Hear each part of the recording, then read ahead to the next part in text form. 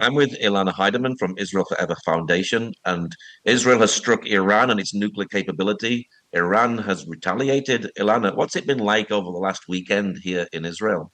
It has been a insane awakening this entire weekend, realizing that Israel was going to finally take the action needed. And our leaders made the decision to eliminate Iran's nuclear capabilities. And the feeling about what has happened defies any real description. I mean, what is happening and how it's impacting life are two really insane realities that we have to juxtapose, because on one hand we have this huge pride. We are immensely proud of our soldiers, our Air Force, and the incredible miracles that they have wrought. But at the same time, the retaliation response has been something that we've had to contend with, and that's not easy for anybody. There's been quite a bit of destruction, hasn't there, in places like Tel Aviv, Bat It's Yam, been and Tamara. Yes, there has been a tremendous amount of destruction, more than people want to even awaken to, because they say it's just in buildings, but it's more than that. It's the individual lives that are impacted. The destruction has taken out entire sides of buildings. For example, in Bat Yam, one fallen missile resulted in 61 buildings being damaged. And so that is something that we have to look at things on a scale, the amount of damage that is being done.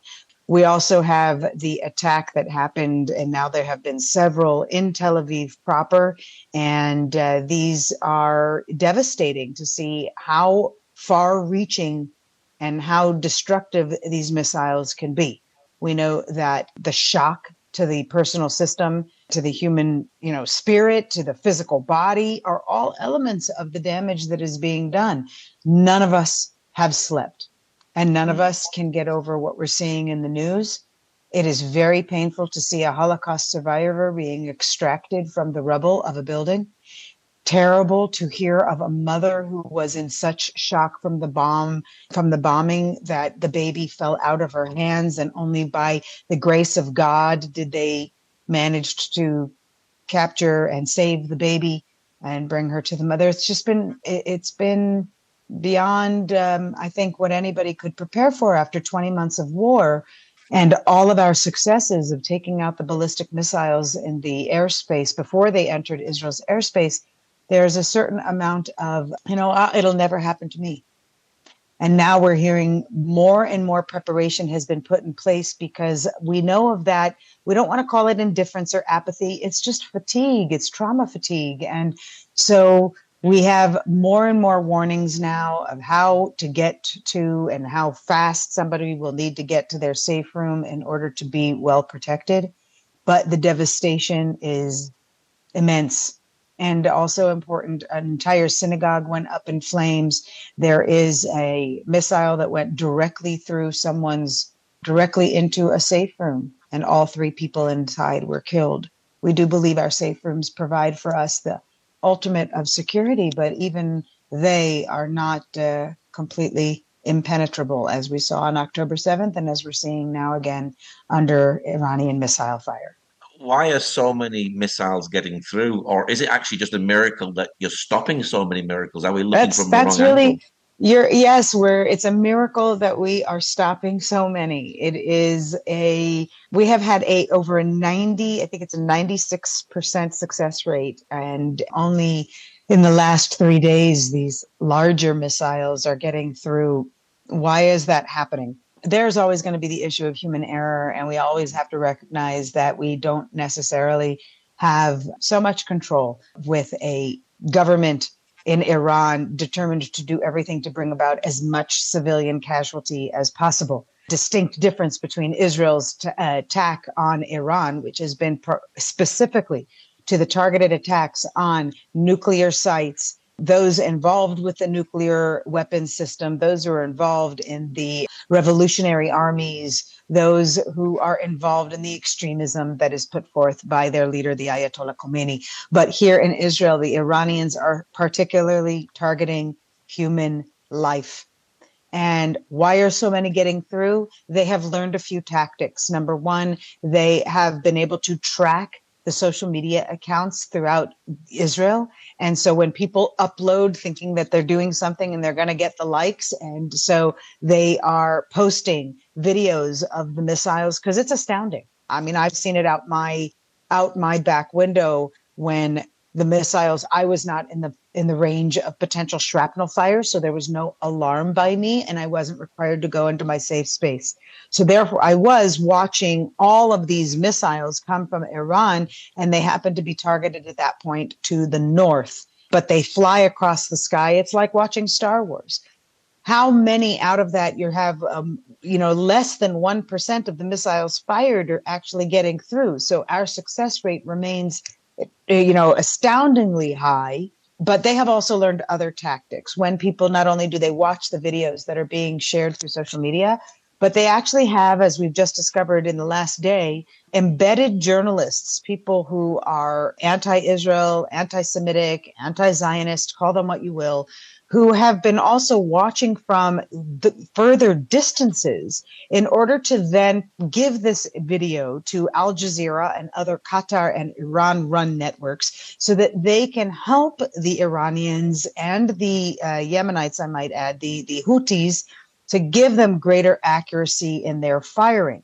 That allows them to have greater success in tricking the Israeli defense systems. I'll go on and say that another reason that the majority of the missile fire does happen at night is because they know that the refueling processes and the tracking systems perhaps will be less accurate at night. And I will add that because they seek so much civilian damage and pain, they know that being caught in the middle of the night with screaming, crying children and elderly and families all being attacked, they've accomplished even more of their goal, which is not only the destruction of the Jewish body and the Jewish state, but the destruction of the Jewish spirit. And that is one thing that we here in Israel will absolutely never give up. Our resilience is strong. It's painful, it's devastating, it's frustrating and fearful. But what's really amazing is how the Israeli society comes together and handles situations like this. Well, when you've got people, when you're attacked in the middle of the night, you're in your home, so you've got big apartment buildings that are full of people in their home. Also, as well, if you're having to get up at 4 o'clock in the morning to go to a bomb shelter, it's very wearying and tiring, which is a psychological part of the war as well. When you get to go to the bomb shelter, do you hear the booms overhead? And how does this affect the children? You're a mother. How does this affect the children? Thank you for asking the question, because I think people just don't care. Many responses to such inquiries that happen are always met with, well, what do you think the children in Gaza feel like? It is important to give justification and legitimacy to what we are feeling. What does it feel like? You get your first notification at 30 minutes now, instead of just the minute and a half siren prior to the fall of the missile, where you have to run to I'm in an area of a minute and a half. Other areas are a minute and less than a minute. But the year and a half of this makes it so that we all kind of have a routine as to how we handle it. And we, for a long time, had our safe rooms equipped with all of the necessities. I think that lots of families like mine, we took everything out eventually. We didn't need 3 days worth of food. Iran wasn't going to fire on us again. And now, of course, in these last, now it's our fourth day of this part of the war, this front of the war, we've all restocked ourselves. So there's a sense of security that they've given us these early warnings, 30 minutes, then 15 minutes, then 5 minutes, and then the minute and a half siren. And the reason they do that is because they realize the potential impact and devastation of these very powerful missiles, and they want as many people in the safe rooms as possible. But it does not mitigate that shock or fear. I think that a lot of people are feeling a little bit more calm because they know they have the time to get to where they need to be. And inside these spaces, people are, singing songs, having prayer, talking, bringing their dogs, bringing picnics, bringing all sorts of things so that they can not fall trap to the power of the fear of the moment. How are kids reacting? Very difficult. I will say that, even my own children, there's an increase of stress and anxiety, which creates friction between the families. That's always a difficult thing. Parents who really just want things to run smoothly and we want to keep the peace, but we've got kids who each are dealing with their own emotions, not always necessarily wanting to discuss them. They're very isolated. There is no school. They are losing out. Our high schoolers are losing out on the last week of school, so they don't even get to have their graduation parties and end of the year trips. So there's frustrations there. People are expected now also to stay in the safe room for longer. So instead of being 10 minutes, it is insisted by the government that we stay in our safe rooms until we receive an all clear, because some of the shrapnel has fallen 12, 13 minutes afterwards. And some of that is the gas fuselage part of the missile, which then ignites and fires. So a lot of the injuries have come also from people who have left their safe rooms too soon. And you never know. And these missile fragments can come straight through a window. They can, even if your mamad, your safe room window is not completely closed, it can seep through. And we don't know what that means. That could be smoke seeping through. That could be gas. That could be chemical warfare, which unfortunately we know we're dealing with Iran. We know that we cannot put anything past them. And so therefore we have to be prepared for everything. I'll go back to how some kids are feeling, because I think that the world needs to know. My niece has been, getting sick in her belly, vomiting from this stress and unable to sleep. And the newborn suddenly, is having belly issues, and, it's not easy, and you're in a safe room. And you know that you have to have, people who are living in apartments in Tel Aviv, for example, they have to have a go bag. They have to know that they have, in the event of an emergency, let's say one apartment in a tower of 16 floors gets hit, they have to be able to escape. So the expanse of trauma and frustration and fear here, it really is very multifaceted. And it's always, as I mentioned earlier, it's always met with that need, that desire we have as Israelis, as a Jewish culture and nation, to say, okay, Gam ze yavor, this will pass. We will get through this. We will win. We will outlast this, just like we've outlasted every Amalek and every enemy before us. We say that, and we have it in our prayers, and we recite psalms. We recite what we call in Hebrew Tehillim, the prayers of David and Solomon.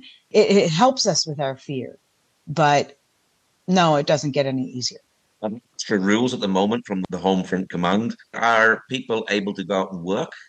The only people right now able to be out on the streets driving around are people who are doing so for their jobs.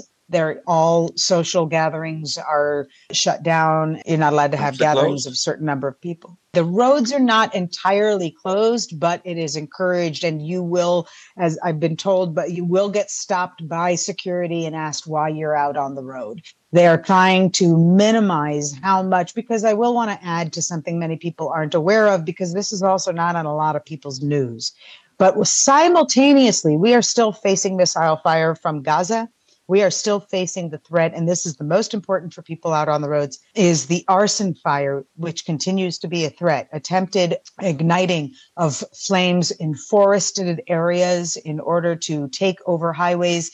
I mean, this is a multi-front war that we've been fighting for these over 20 months. And this new front being from the air and from Iran, with much bigger missiles than we've had to face before, it just adds another layer. And we are a small country, and we are limited in our security capabilities. So I think by minimizing travel and public gatherings, many stores are closed, businesses are closed, schools, of course, are all shut down. By keeping these things under some semblance of control, they're able to minimize how much random impact can be had by these missiles, should they not be stopped in the airspace before they hit the airspace. Israel needs to take out Iran's nuclear facilities. That might take a few more days. Do you see the war finishing, this part of the war with Iran finishing very, very soon, once Israel's actually done what it needs to do? Do I see the war finishing? It's such a loaded question, because which war? It is a war that started at the Iranian Revolution in the late 70s, when their first announcement of their intended enemy was Israel. So do I see this war ending? I'm not sure that we can anticipate such a completion of the tasks that are needed, but I do believe we will see a conclusion to what can be accomplished in this current assault on the nuclear infrastructure that is in place. Similarly, I'd say when people ask about the war in Gaza, when will it end? We have to make sure that the infrastructure is eliminated so that any attempt to rebuild these terror entities, that they will be have to start from ground zero, so to speak, and then more attention can be paid to any rebuilding efforts to make sure that it isn't repeated. We need to make sure that Gaza is not rebuilt as a terror culture, and we need to make sure that the Iranian people can be freed from a tyrannical dictatorial government who has done nothing but sacrifice the freedom of his own people under extremist Islam and terror ideologies of conquering the world and maintaining that control. Do I think that this will come in the next few days? Absolutely not. We've been told by the spokespersons for the IDF and for the Air Force and from the government that we should anticipate this is a at least 2-week endeavor of trying to take out not only what they've done primarily so far is the main nuclear sites, but also the main heads of their military units. We anticipate that there's also going to be other layers of that terror network that is in place in Iran who will need to be eliminated. And I think that we're making a mistake by expecting we can put a timeline on it. 2 weeks, a month, 2 months. Frankly, I don't care how long it takes. I'm glad that there was finally a leader, love him or hate him, who chose to finally act. People have been hating on Bibi Netanyahu for years. And no, this is not a leader that everybody loves everything about. And yes, he is a flawed man, just as every major leader in history who did change the world. He is a flawed human being. But here, he acted. He did what needed to be done, what we've been talking about, what he has been talking about since the 70s. This threat that was growing and growing from Iran. And 10 years ago, he stood in the United Nations and he spoke in Congress and he spoke everywhere he could about how they were reaching nuclear potential. The information that was received was that within 2 weeks, they could reach their first nuclear bomb. And therefore, Bibi Netanyahu and this government acted when it needed to happen. However long this war takes, it is saving all of the world. It is saving humanity. And I can only hope that the world will see that they have Israel and Bibi Netanyahu, the Israel Defense Forces, and the Israeli people to thank for opening their eyes as to who is the real threat to world peace and who can save humanity. And that answer is Israel. Of course, the rockets and the ballistic missiles don't discriminate. We've seen in Tamara a family of 4 killed, and that was an Arab family as well, wasn't it? It was an Arab Christian family, and Tamara was murdered by one of the missiles. It's a tragic story also. The father is the only one who has survived. The mother and 3 girls were all murdered. And for those of us who, have tracked these news stories and these really human interest stories, this reminds us of Majd al-Shams and the missile that came from and attacked a soccer field where many children were murdered. And of course, the families of October 7th, where whole families were decimated at the hands of the terrorists. No, these missiles and this hate does not discriminate. Not from Iran, not from Hamas. We know how many non-Jewish citizens, even Arabs and Muslims, who were murdered on October 7th, even around the world. Those who sympathize with Israel will also become targets simply by association. We saw this during the years of the Holocaust as well, that non-Jews who were friendly or employed Jews, and I'll tell you, even in the decade prior to the Holocaust, this was true. So the hate does not discriminate. And we have to make sure that we embrace one another and that all victims are recognized as members of a rich, diverse Israeli society and that Israel's government and Israel's security installations do everything possible to protect the lives of all of our citizens. We should mention, by the way, in Haifa, there were also Israeli Arabs who were injured and whose property was damaged. And of course, we have to make note that one of the missiles that was fired was actually fired directly on an Arab home. I'm going to forget right now in what town, but there's no discrimination where the missiles are being fired. And they do not care, frankly. They do not care if Arabs are killed. They do not care if Muslims, if Christians, they do not care. Because you are in Israel, you are guilty by association. If you are friends with the Jews, you're guilty by association. In another few years, we're going to see these stereotypical branding together of who is the enemy. We're going to see it become even more dangerous, and even more people are going to be attacked even outside of the borders of Israel. So there's a metaphor here. What we're seeing from Iran, we're also seeing, you should know, we call them, they're the pro-Palestinian, they're really not, but these pro-jihadist encampments around the world are now actually defending Iran. They are defending a brutal dictatorship simply and purely out of their hate for Israel and the Jewish entity. So we have to wake up. We have to know there's no discrimination when Israel continues to be the target of all hate and demonization in the eyes of man. Are Israelis scared at the moment? And are you fighting for your survival? 100%. And that is for both of your questions. Yes, we are scared, but we mitigate that fear with our faith. And that's a very powerful thing that we have even amongst the more secular of the Jewish world. We are finding our spiritual strength to enable us during these difficult times. Well, I mean, listen, we've been fighting for our survival for so many years. And October 7th was yet another wake-up call that the War of our Independence did not end in 1948. And it didn't end after October 8th when, if Israel really had no consideration for civilian lives, then this war would have been over October 8th and we could have just taken out Gaza. But no, we have been strategic and we have been protective of every other civilian life out there.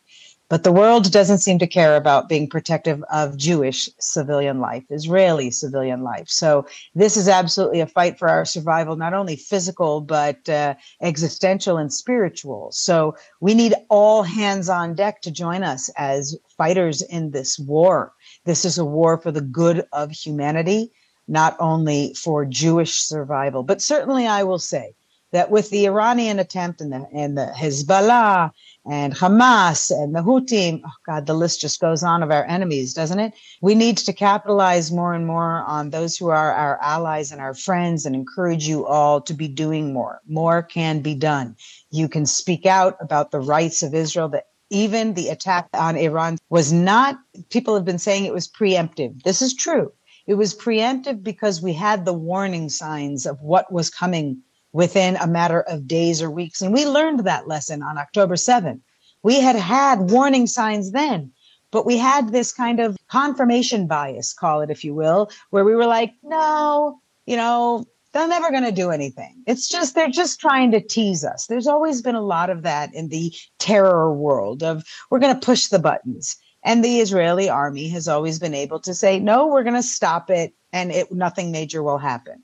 By the way, I want to mention for all of the listeners out there, if you understood the thousands of attempted terror attacks that happen every single month here, you would be greatly appreciative of all Israeli defense forces, which the enemy has been trying to label as various terms. The Zionist occupation forces, the Israel occupation forces, they're using these terrible terms to demonize us. We are in a fight for survival to such an extent that this wasn't preemptive. We've been fighting Iran since October 8th. We've been fighting Iran for all of these years, but it was preemptive because we had immediate warning signs of something immediately about to happen. So we want to be more continuously preemptive. Things happening in your community. There was just discovered yesterday a man who came to a peace rally and they discovered a AK-47, I think it was, in his backpack. So, attempts for mass atrocities are going to increase, and it takes the diligence of whole societies and common people to thwart what can happen. So, as we always say, be Israel strong, learn from Israel, be a part of standing with Israel and gaining that feeling of we are fighting for the future of humanity. Then you will feel more empowered to go beyond. As I said, we're 100% afraid, but we're also 100% fighting and hopeful and strong and seeking opportunities for resilience however we can. So there are many ways that Israel is a light unto the nations, and our existence under wartime is certainly one of them. What is your prayer for Israel? What is your prayer for Iran as well? Well, I guess I'll start for my prayer for Iran, the true Iran. My prayer for the true Iran is that they are given the freedom to be their own society without extremism, without honor killings of women, without women being abused and murdered for taking off their hijab, where they're allowed to listen to music and use the internet. You may have heard that Elon Musk has allowed Starlink to be used by Iran. That's an amazing accomplishment because the Iranian government had been silencing all social media activity amongst the Iranian people.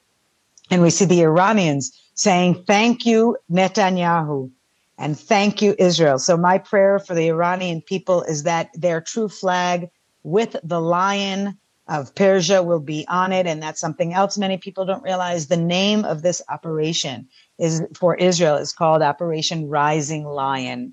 And it is a reflection of that lion of the original Iran that was once a vibrant and dynamic, beautiful society. And so my prayer for them is that they are able to achieve their peace. My prayer for Israel is that we remain strong, that our soldiers who are there responsible for taking down the missile fire. Sometimes I thought to myself this morning, what do these soldiers, when they miss, when a missile gets through, what kind of trauma they must deal with? What kind of guilt they have to cope with? Because we have had just in the last 2 nights, 300 injured and over 10 dead. And that's not including the counts of the most recent missile attacks that were just a few hours ago. So it's impossible to keep up with the numbers, and it's impossible to keep up with the news. It's impossible to keep up with what we're feeling. By the way, it's impossible to keep up with our kids and know what our friends and our family and friends out around the world. It's impossible to keep up with them because really, who wants to call? Who has anything to say? Nobody knows how. So my prayer for Israel continues to be ultimate strength. I have to add, there are still 53 hostages remaining underground. There are still Hamas terrorists doing everything they can to torture the Jewish soul and to bring about this genocide that Iran, Hamas, Qatar, Hezbollah, and all of the enemy nations seek. The Muslim Brotherhood in America and Cairo, they all must be stopped. My prayer for the Jewish people everywhere is continued strength. My prayer for humanity is that they gain a backbone and be a little bit more like Bibi and do more. Because if you don't, then it is not going to be maybe the same physical missile fire you will have to face, but it will be the proverbial missiles of attacks on your existence. And you will be fighting for it in the future if you don't stop it now. There is a very important video of a speech given by Douglas Murray 13 years ago, and another one by Bibi Netanyahu. And both of these can be found on our Instagram at Israel Forever. Come and follow us, the Israel Forever Foundation, and join our mailing list, israelforever.org, so that you can get not only the news, but some inspiration. Because my prayer is that more people wake up, do more, act more, because that is when our strength will reverberate throughout the heavens. And maybe we can change the hand of fate. Maybe we together will continue to do what Israel is doing right now, which is trying to save the world. Remind us of your website address again, and for people who'd like to stand with Israel. Yes, Israel forever and ever and ever and ever and ever. Israelforever.org, because Israel, the nation, the heritage, the history, the destiny We are not just the wars you learn about now. We are a 3,000-year-old history that we continue to live out today. So join us at Israel Forever. You can be recognized as a proud virtual citizen of Israel. You can get involved as a virtual citizen of Israel ambassador, somebody who wants to do more activism in a personal and private way. We are all about grassroots, person to person, making a difference. And that is what we need today. So come, listen, learn, and reach out to us if you need anything. If you're looking for something in your community, you may just find that we have the resource that could help you.